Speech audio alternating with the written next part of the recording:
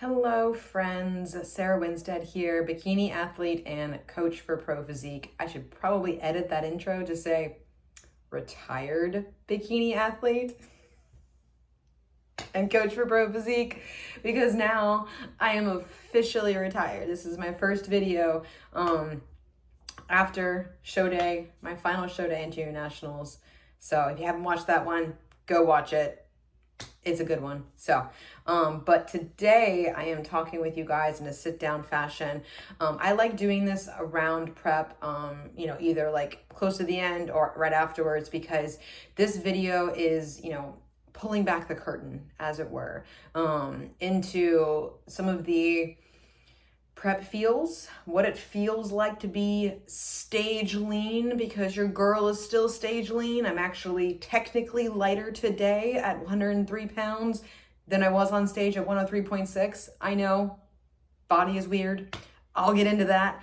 But I'm pulling back the curtain to kind of dive into and open up to you guys and be honest. You guys know with my channel, that's something that I do try to do a lot of things with, as far as just like pulling back that curtain, giving you the inside scoop as to, what this sport actually feels like, what we go through as athletes. And again, this is just my personal experience. I have coached a lot of competitors, a lot of first timers, a lot of seasoned competitors, a lot of competitors that come to me, mid prep, right after prep, in peak week. Yes, that's happened. And so, this is a compilation of a lot of different physical and mental feels, and emotional ones too, obviously too, that, what we go through as NPC bikini athletes. Not saying that fit model doesn't go through this either, because again, a couple of my clients have been pushed like bikini athletes to be in the fit model division. So we all go through our own journeys. And so that's, one of the big overarching ideas is that, yes, these are general feelings to maybe help empathize and understand, where I'm at, but also where my athletes are at. It helps me understand where my athletes are at as well, if I do go through this process from time to time, to help understand, the protocols, what is required. And, sometimes when I make a change to my clients' protocols, I'll literally be like, this one's going to hurt. This one's going to suck.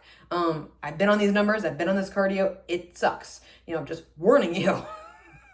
But it's a temporary thing. This is a sport that is, yes, it gets to an extreme. Like, I am 103 pounds. I never thought I'd see that. I saw 102 2 days before Junior Nationals. I was like, oh God.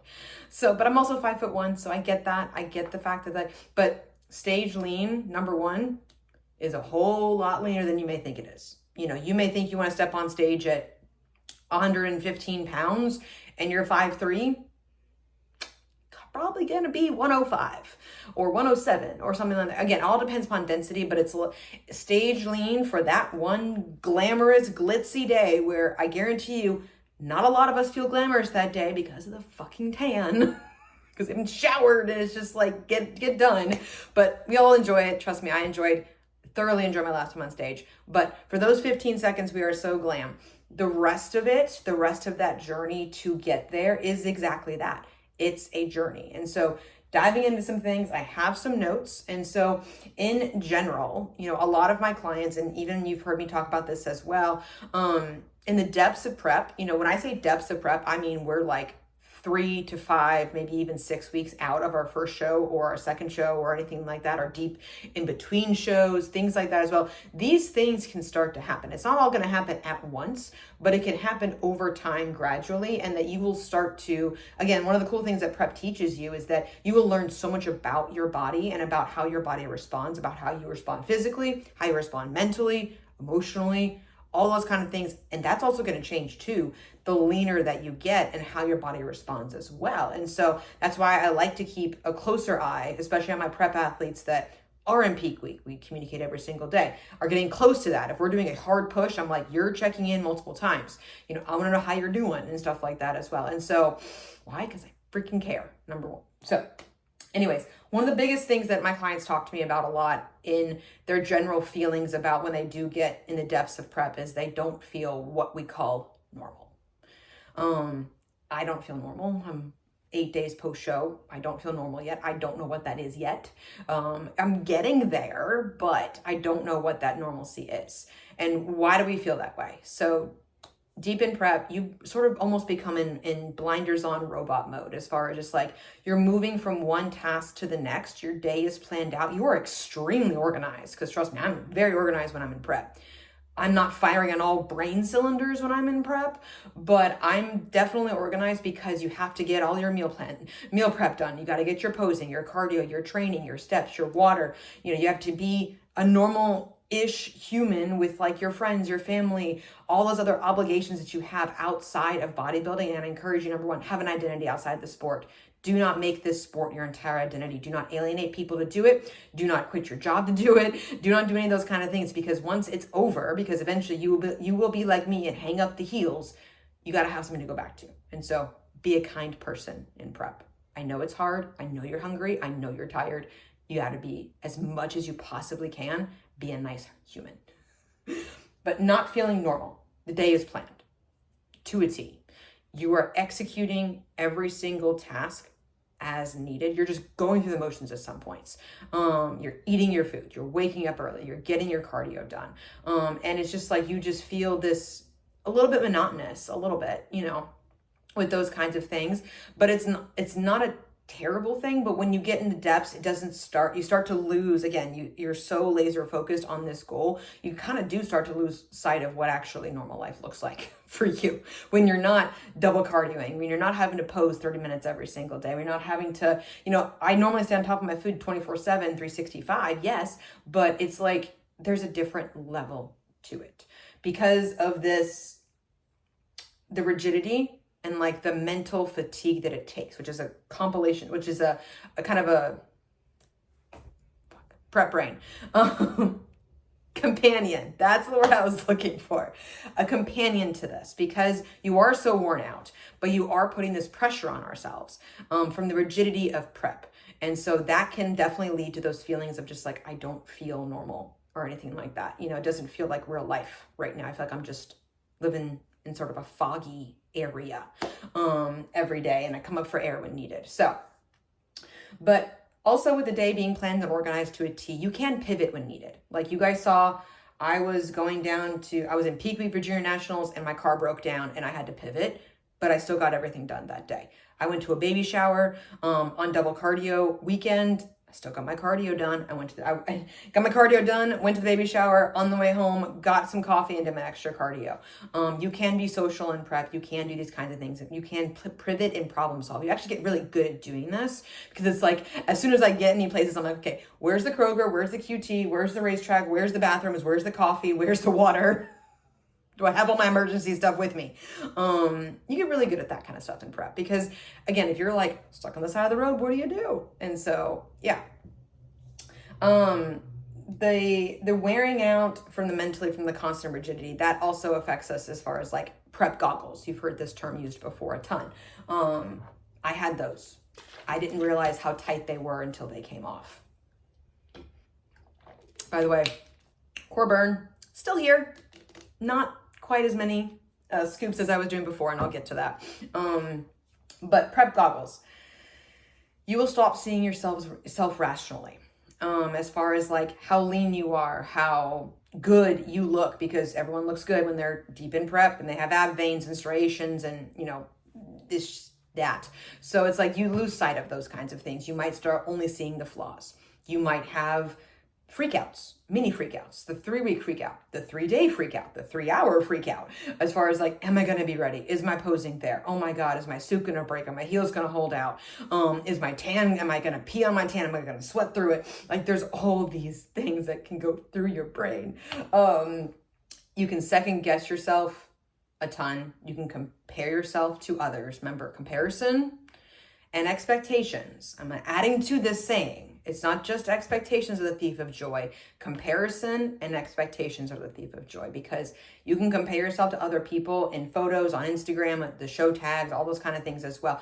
Get in your head, psych yourself out, and not do well as you could have been doing in the show and stuff like that as well. Or think that you're not ready, that you don't belong up there. You fucking do. Like, get up there, pose your ass off, tune the brain out, stop following people that, you know, are not your teammates or anything, or not your friends on Instagram. Follow people that inspire you. Follow people that, you know, motivate you and help you get up in the morning, that you're just like, damn, that's really cool. And if that's me, great. If that's not me, that's fine too. But, you know, those kinds of healthy people to follow on Instagram, I think is really, really powerful, but not following your competition. Like, I don't like scoping out people or anything like that. It's just not, I've done it before. Trust me, I did it a few seasons ago, and I learned. I was like, I didn't have as much fun on show day because I was constantly looking out for those people, being like, oh, you know, but also, again, this is objective sport. It's not like I can touch the wall first in swimming and then beat the other person. No, it's a judge sport. And so everyone looks amazing. I'm always happy for everyone backstage. Never compare yourselves to anybody. And then, like I said, comparisons, expectations, thief of joy.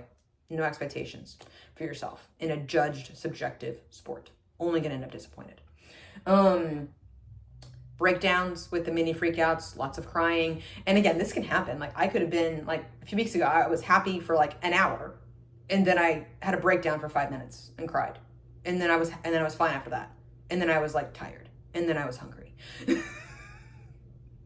Got out of the day, like hour by hour. It can all change. It can all change.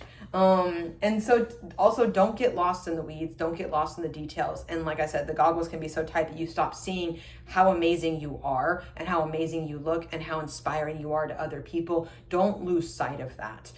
Because a lot of people do. I know I did a few times during contest prep. I had lots of breakdowns, lots of freakouts, but also I didn't let them ruin my day. I took the 5 minutes that I needed for my pity party, and then I was moved on and done with it. And I did it a lot around, you know, reconciling, making peace with, and understanding and accepting that this was going to be my last season. Like, again, I made that decision for myself before I started prep. And just coming towards the end, there was a lot more of just the lasts, as I call them, too. So, but you will question yourself. You will put unintended pressure on yourself to, you know, of expectations, of goals that you have for yourself. That's totally okay, but try your best not to. Okay, I know it's hard because trust me, now that I am out of prep, I do feel like the first 48 hours, I was like, I feel relief. I feel calm. And I'm like, why? I'm like, I didn't realize how much pressure I was subconsciously putting on myself. And I did it in swimming too. A lot of my athletes do this as far as just like the pressure that they put on themselves, because you want to do well. You want to bring your best. You want to perform. You want to make yourself happy and make those around you happy and make your coach happy and stuff like that as well. I totally get it. And it's hard, but it is a reality of prep. It's a reality of being stage lean, as far as just like, you want to make the people happy and everything like that. So, I get this a lot from a lot of like either inquiries or first timers or people that, you know, maybe want to compete, maybe not want to compete, maybe are considering competing. They're like, oh, I'll be happy when I have abs. I'm like, no, you won't. No, you won't. Because what it takes to get there, it's not fun. You know, it's like, I have ab veins, I have ab striations, I have, Veronica is a super fucking sassy ass bitch right now. I have the forehead vein up here that I'm really not a fan of. You know, stuff like that as well. Like it's hard, guys. The physical, what you start to see physically, yeah, it's cool. It's fucking cool that I'm just like, damn, I'm fucking strong as shit. And so I try to reframe that as far as just like, you know, not looking at it as like, ooh, I'll only be happy if I have this, because this is going away. Guys, this is going to go away, and I'm honestly okay with it. I'm still going to have the shoulders, and they're not going anywhere. But like, you know, but don't put your worth, and this is what I mean by this. Don't put your worth or your, like, I'm only happy with how my body looks when I'm stage lean. No. It's not your most vibrant self. You understand what it takes to get there, as far as like the calories, the cardio, the push, the length of time that it takes to get down here. We're not meant to stay this lean, guys. We are not meant to be this lean forever. Okay, this is for a purpose. And so I try to steer my clients away from that, as far as just like, oh, I'm so happy with how I look and stuff like that as well. I'm like, yes, be proud of your fucking hard work. You worked really, really fucking hard to get here, but do not tie that worth to like, oh, I'm only happy here. Like, you need to be happy and proud of yourself in every single season that you're in. Prep season, maintenance season, reverse dieting, improvement season. When you're done, retired season as well. Like, whatever body composition you end up with, like, we need to be happy with those kinds of things and find the positivity in those kinds of things as well. But I get it. Stage lean, it gets the likes, it gets the views, it gets The attention, I get it. It's hard. But the work, which is what I'm going through right now as far as like the physical side of things, as far as like what this feels like. And if you've been this lean, you know what it feels like. There was a lot of times in prep where I felt like fucking inflamed dog trash.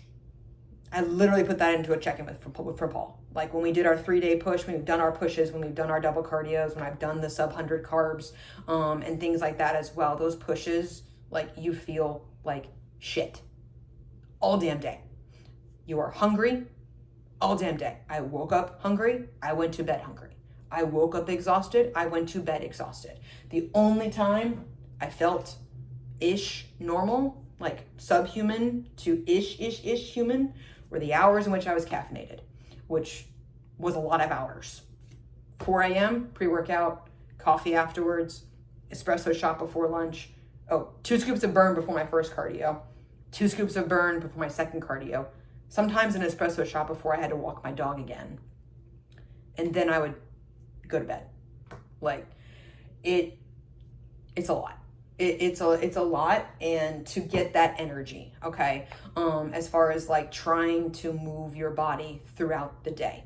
There are times in the day in which I felt like I was moving through quicksand. Like it was like how, like I was texting or like scrolling on my phone. I'm like, my thumbs are not moving as fast. What the fuck? I was team statue. You've heard me say this before, where you literally sit down and your body's like, yeah, we're not moving. You blink less, you fidget less. Like I just ate food. And so I have the fidgety and I'm drinking burn. I've already had an espresso shot. Yeah, you start also what I call about 3 p.m. or so, you start hitting the wall. As far as just like it just fucking tanks, energy does. And hunger goes through the roof because your body is like, it's telling you, we don't want to do this. We don't want to be here. And I've said this before in past videos, like at the deepest, like your body thinks we're in a famine. It thinks it needs to run from a bear. It thinks we're slowly dying.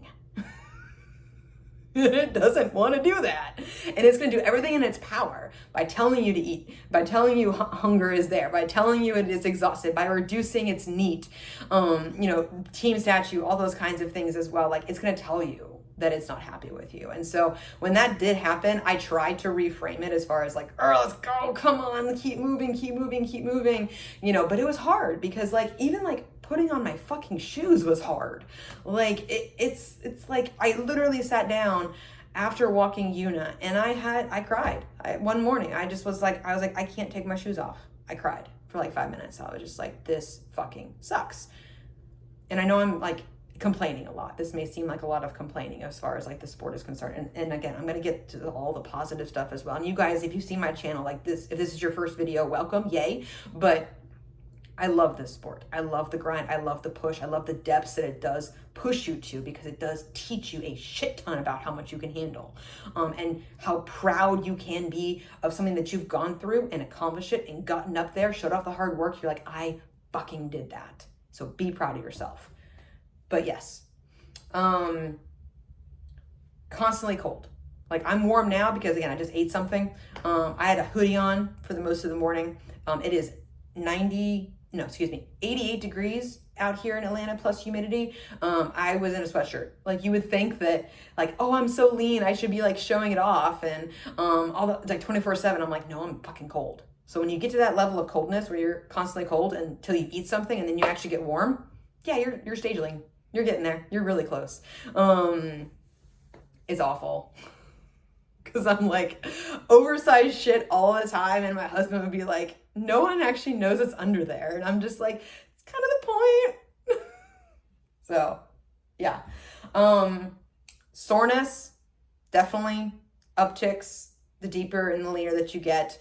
The lack of recovery. And this is simply because you're not intaking as much calories, because your body needs fuel, calories, food, to repair the muscles and the damage you're doing to it through training and cardio. That's why I say inflamed dog trash. I always knew, like when there was usually it was on a weekend, like a double cardio day, like a leg day and a double cardio day. Those were my worst days. hated those days, but we got through them. We did it.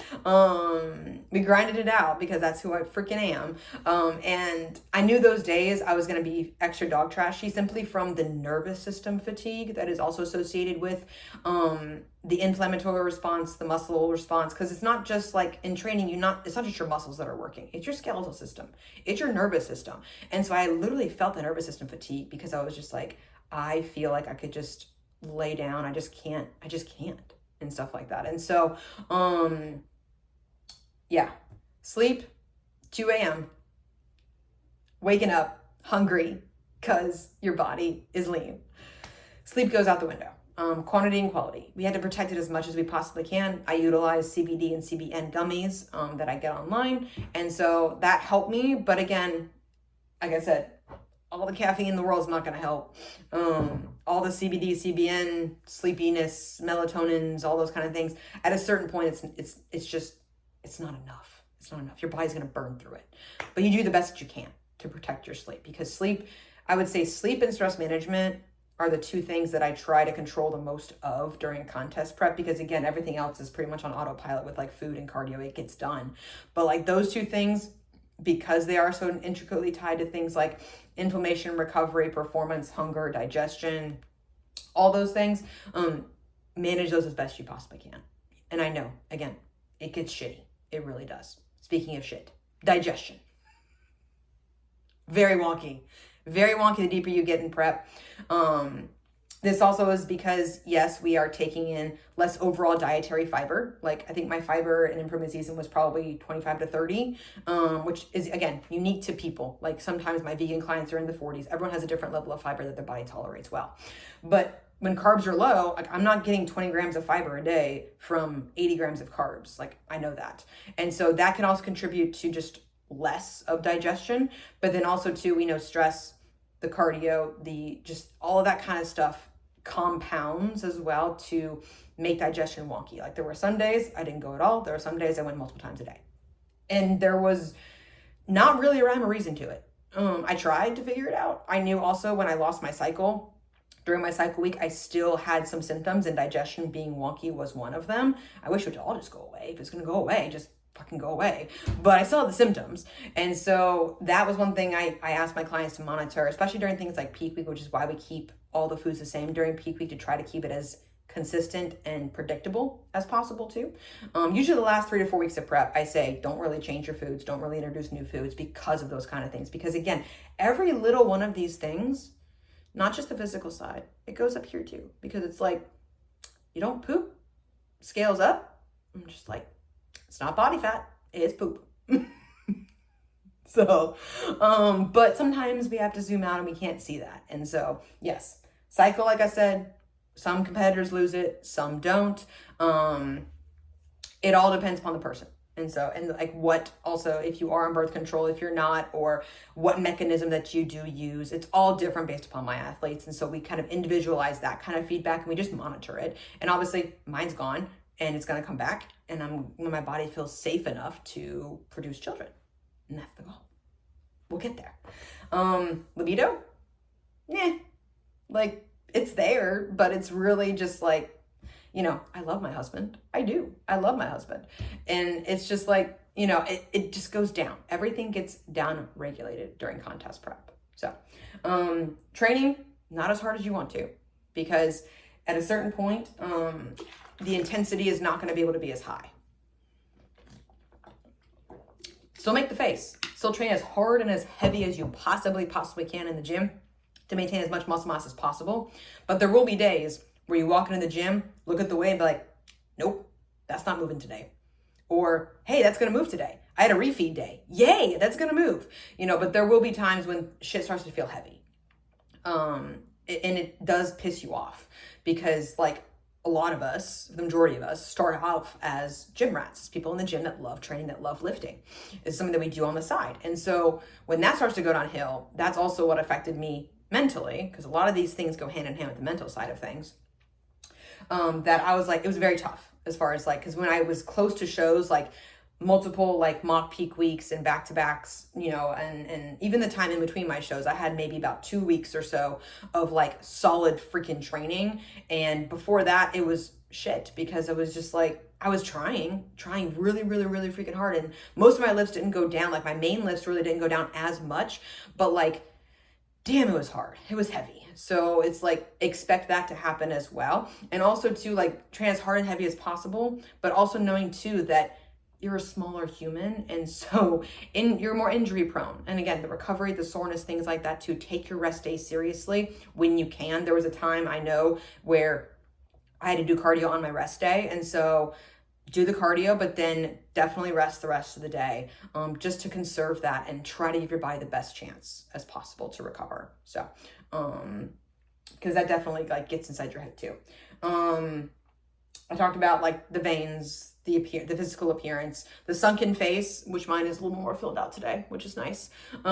Which I find strange. I just ate something, so that makes sense. But it's not a good look for me. Like, I don't like how that looks at all. Again, I respect it. I can't control it at all. I probably could have gotten Botox or fillers or whatever, but your body burns through it because metabolism. And so I was just like, yeah, it's fine. But at least the makeup on show day is really good, to where it's like, you really don't tell, but it's like, you can definitely tell in the gym when they walk by. You're just like, prep face, diet face, I see it. And so that's just a reality. That's just a reality of being this lean, guys. You will question how your legs are still moving at certain points when you have double cardio. You will question yourself there. Now, kind of like flipping gears over to the mental side of things. I'll start with a lot of what my clients and even myself have experienced, the food focus and the food noise. Hangry can happen so quickly. I can walk downstairs and be fine and like hug my husband, hug my dog, you know, do all the things, start cutting up my lettuce and, you know, getting out my chicken and stuff like that. And all of a sudden I'm just like, oh crap, I need to eat. Oh crap. It can shift very, very, very quickly. And so again, timing things as much as you can. Again, not to like, oh, it's 12:02, I was supposed to eat at noon. No, it doesn't hit that quick. But like, if you like, certain times where I had calls or had meetings or anything like that, to where it did kind of invade that time by a little bit, and it was just like, oh crap, okay. I need to be, you know, on those kinds of meal timings within about an hour, I would say. Okay, you can give yourself about an hour, then you can make it, and then you can eat and stuff like that as well. But then definitely like that food focus is real. You will find yourself counting the minutes, counting the hours until your next meal. That will happen. And distract yourself as best as you possibly can. I did a lot of like, I would just put my legs up, you know, play games on my phone, watch some shows, do all the kinds of things. I would have bubbles, as you guys have seen my Zevias, at what I call cocktail hour, because a lot of times it is that like 5 o'clock time where you get that most hunger before your next meal. And that's where it can be very hard to stay focused on not the food. And so stay distracted. Do think I play with my dog. I would go for, you know, maybe walk down to the mailbox or something like that as well, to get myself out of the kitchen the way I was trying my damnedest not to focus on it. But at a certain point, even I was a victim of it. Like it's there. And then the food noise itself, as far as like, it gets high. I think we were driving to Junior Nationals, and we were driving like on the interstate or whatever, and like I was talking about like my post-show meal, which I talk with my clients about before peak week, during peak week, you know, after the show, stuff like that as well. I do encourage my clients to, if they have family coming, go out, celebrate, be mindful, be present, all those things, but pick out what you really want. And so like I was telling Daniel, you know, about the place we were going to. It's called Nick and Norman's in Chattanooga. Great place. Shout out to Maria, because she's the one that recommended it. Burgers, sandwiches, things like that. I really just wanted a grilled fucking chicken sandwich. Like, but it's kind of funny. I was really excited about the lettuce and tomato on that sandwich. Like, that's how you know. That's how you know you're lean. I was like, when I'm excited about a fucking tomato, shit. And I know I can work that in. I know I could have had other variations of things in contest prep and stuff like that as well. But yes, I totally get it. But like, when you're excited about those kinds of things, or like I'm excited about like pineapple and mushrooms, so I'm going to add it into my bowl soon. I'm like, Okay, cool. We're that lane. Because I mean, yes, I understand like the cravings and the people have and you know, kind of missing out on a lot of the fun foods, as I call them. So to combat that, do not hoard treats post-show. I'm going to do a whole post-show blues video sometime soon, probably next. But don't hoard the treats. That way you open your freezer and constantly staring at them. That's a great way to make food noise that much worse. Unfollow all the food accounts on Instagram that you follow, because again, you don't need it in your orbit. That's what I call it, as far as just like, because Daniel would be like, hey, you know, is it, you know, he wasn't like offering me food, but it was just like, I don't know what it was. I forget. But I was just like, look, I don't even need that food in my orbit. Okay. You can have it. I'm good with it, but I just don't need it in my orbit. I'm good.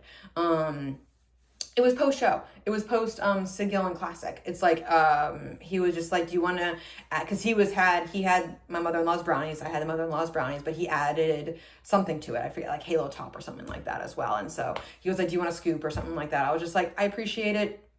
He took no offense to it, but I was like, I don't need that in my orbit. I just don't need it. It's fine. I don't want to taste it, because it's like, also I don't want to get the taste in my mouth of being like, oh, because your hormones will attack that, as far as like your hunger satiety hormones, ghrelin and leptin, will attack that, as far as like it will get in your brain, it will seep into your soul. And then you're like, I want the whole fucking thing. And you're going to be, even if you're so full, like you cannot be full, mentally full. Like that is a thing that happens when you're this lean, as far as like you could eat a whole fucking pizza and then be like, I want a second one. Tiny little me? No, but mentally you're hungry versus physical hunger. It gets very difficult to differentiate between the two things. This is one of the things that one of my clients is getting very good at, as far as like the difference between feeling that physical hunger of like, ooh, I feel like my blood sugar is dropping a little bit. I think I do need to eat something. I feel a little bit shaky. And I'm like, that's when you know you need to eat something. So I definitely said, go eat some chicken, rice cakes, peanut butter, honey, salt. That's totally fine. Drink some water. But then like the mental pull is different, as far as like, I just had a meal, I'm still fucking hungry. It's mental hunger. Most likely. Yes, there's gonna be physical hunger, because yes, you're gonna not be full off of 20 grams of carbs if that's what you get in a meal, if you have 80 in a day. Yeah, physical fullness is not gonna be there. But like maybe on a refeed day, I definitely experienced this. I had a bigger post-workout meal and I was just like, fuck, I'm still hungry. And I opened the fridge and there were some strawberries and I was like, don't do it. I would have, who binges on strawberries? I didn't, but it's like, you know, I could have seen myself doing it. I would eat the whole fucking thing. I would eat the whole fucking bag of rice cakes. You know, I felt the pull to do it. And so you will feel that pull. When you get this lean in the depths of contest prep, you will feel that pull. You will. And recognizing it, looking at it and being like, I'm good. You know, I just ate something. Go drink some water, have an espresso shot, get yourself out of the kitchen, distract yourself. Like I said, bubbles, great too. Have your hacks ready for when this kind of stuff starts to strike you, because it will help you immensely in contest prep. So the mental feeling of restricted versus discipline. There's a difference here. Talk about this a lot with my clients. A lot of us look at dieting in general, like Gen Pop maybe, as restriction. To me, I think that's a negative connotation of that word. I choose to encourage my clients to look at it as discipline. Why? Because every single day, we're making a choice to get closer to or further away from our goals. That's discipline. That's, in my mind, that's not restriction. Restriction is, oh, I can't have this. I can't do this. I'm in prep. I can't have this. I'm in prep. And constantly focusing on that, on what is not in your plan right now. Because again, I could have fit a Pop-Tart into my day. It would have been half my carbs for the day, but I could have. But I choose not to, because I'm like, I'd rather have something that's going to keep me a little bit fuller for longer. But it's like, again, not in my orbit, not in my plan, but it's not a bad thing. Why? Because we've got goals we want to crush. We've got goals we want to achieve. We want to prove to ourselves and develop that trust in ourselves that we can fucking do this. And so that's what I call discipline, and then the restriction. And so a lot of my clients struggle with this a little bit when they get this lean, because they start seeing and start having that FOMO a little bit too. Maybe they see with their friends doing all these different things. Yes, it's summertime, people are traveling, and I'm like, you can travel and prep. I did it. I did it when I was 3 weeks out of 2 of my shows. Team Tupperware, on a flight, did it. A lot of my clients do it. I have a client that travels almost every single week in prep. She is almost fucking stage lean, and she's done it. Like, it can be done if we choose to. So, like I said, FOMO happens. You can navigate that. You can still be a part of those kinds of things. Yes, I understand, like, Daniel's and my date nights looked a whole lot different in prep than they did in improvement season, because I was eating my food, he was having his food, and we would just have date night and watch Netflix, Star Wars, Harry Potter, Dragon Ball, those kinds of things. It was more low key on those kind of things. And so we can shift that a little bit too. And that communication as well to friends and family, that yes, you have a goal in mind. Yes, your plate is going to temporarily look a little bit different, but you're still here. Like I said, I went to a baby shower. We hosted Father's Day in fucking peak week. I'll probably never do that again, but damn, I did it. Damn, we did it. Like it, and we crushed it. And so these hurdles and these speed bumps and these things that you prove to yourself that you can do, it's amazing. So, the last thing, prep brain. Prep brain's a big thing. I think I still have prep brain. It's getting better, but I still have prep brain. You will walk into a room and forget why you walked in there. I open up the pantry, I'm like, oh, I need to buy avocado oil spray. I will close the pantry door, walk over to my phone 5 feet away, open up my phone, I'm like, what did I need? It will happen. A lot. So I have constant lists. My calendar is constantly like with my to-dos, as far as like make the food, take the dog, do this, do that, don't forget to do this, like those kinds of things, packing lists for shows, those kind of things as well. They will help. They will very, very much help the prep brain, because there's not a lot of brain cells going on up there. I think your brain needs, what do they say, 70 to 80 grams of carbs per day just to run. If you're only on 80 carbs, it ain't running optimally. And so the lack of focus, the lack of, multitasking efficiency for all my multitaskers out there, I had to close some tabs in my brain and focus on one tab at a time. If I tried to open more than two, it was a problem, because then I would forget what 1 and 2 were. And I would be like, shit, so I'd get mad at myself, honestly, for not being as efficient and as speedy in like turnaround times for projects, or being as on top of like our social calendar or what we're doing here, or just remembering just the most basic ass shit, like avocado oil spray, close the pantry door. I'm like, damn it. So it happens. So be patient with yourself and understand that prep brain, it's a real thing.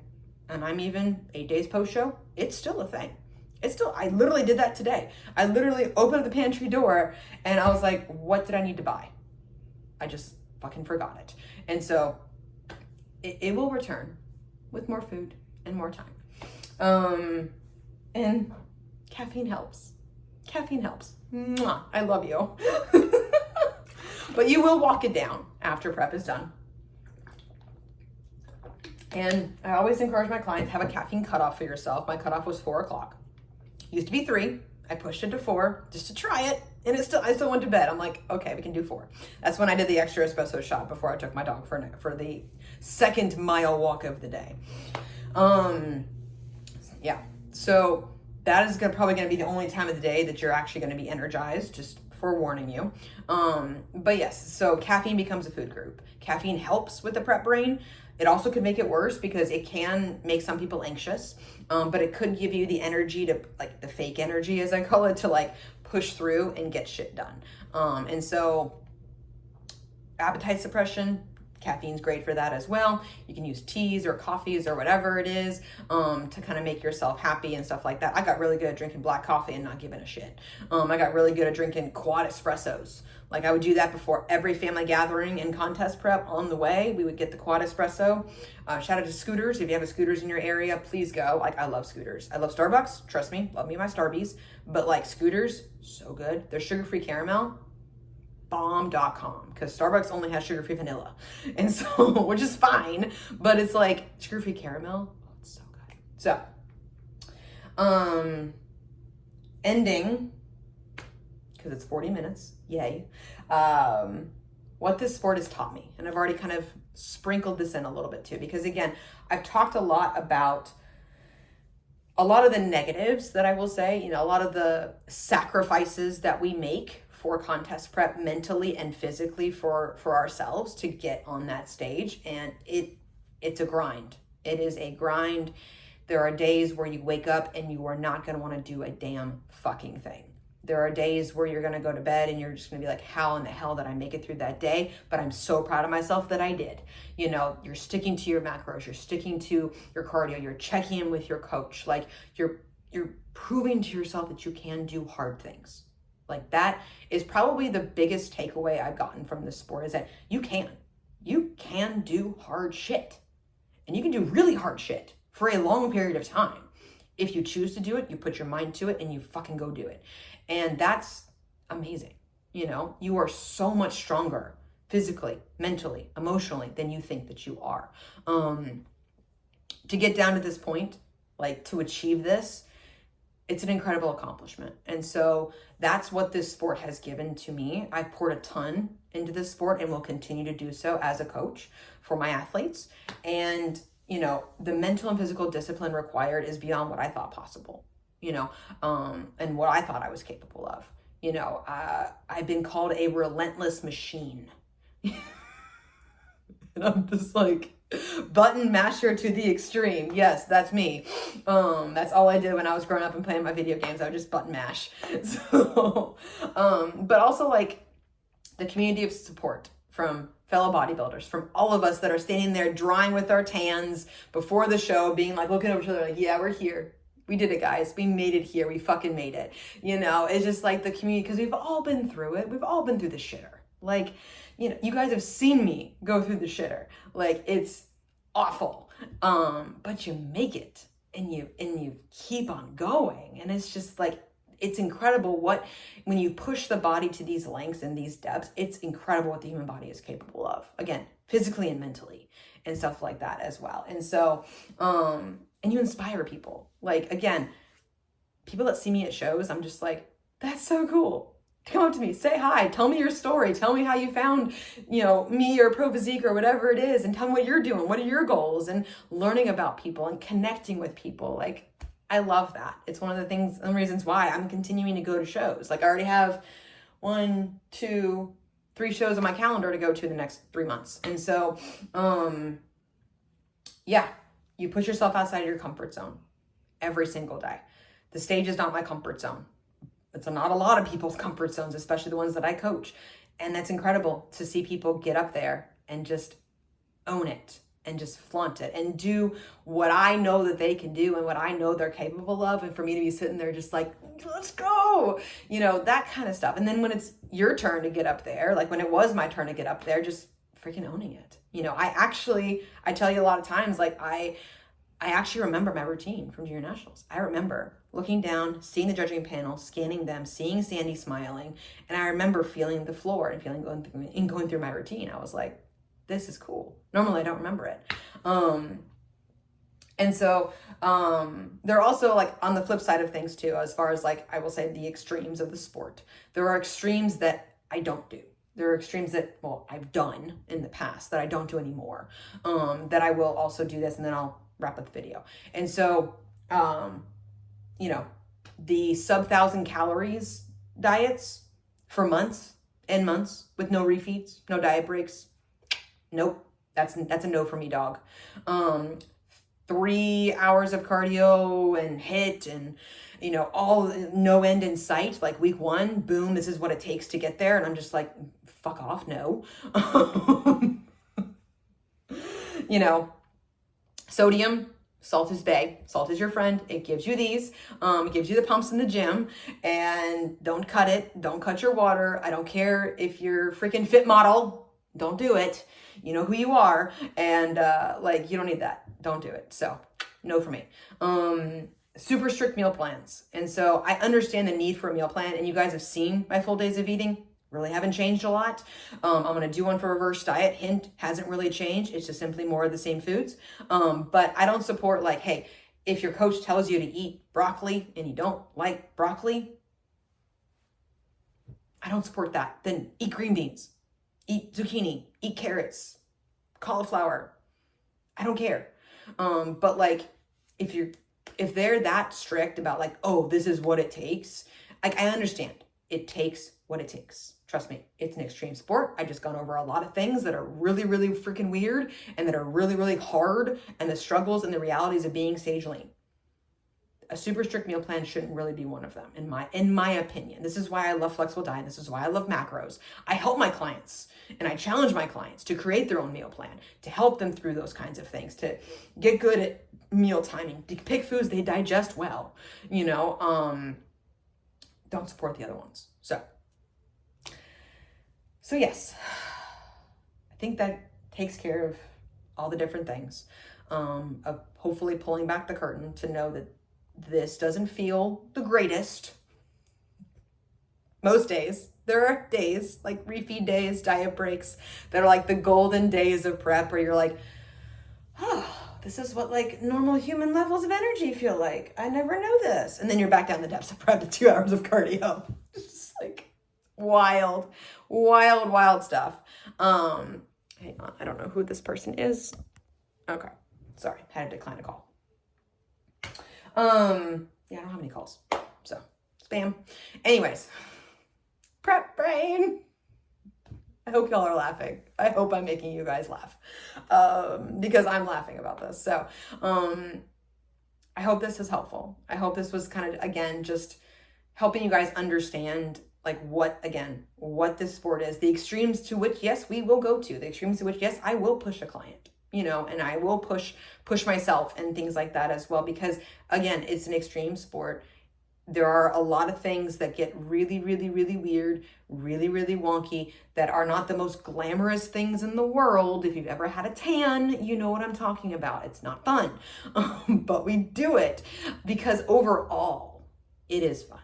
Overall, this is like the best sport that, yes, swimming was fantastic. Gymnastics was fantastic. This is a sport that I can do, the lifestyle that I can live of a bodybuilder without these extremes, long term, and what this sport has taught me and everything. And I'm so grateful for it. I would not be who I am today without the sport of bodybuilding, without prepping. And again, but my identity is not tied to it or anything like that. I don't tie my identity to a placing or anything of those kinds of sorts.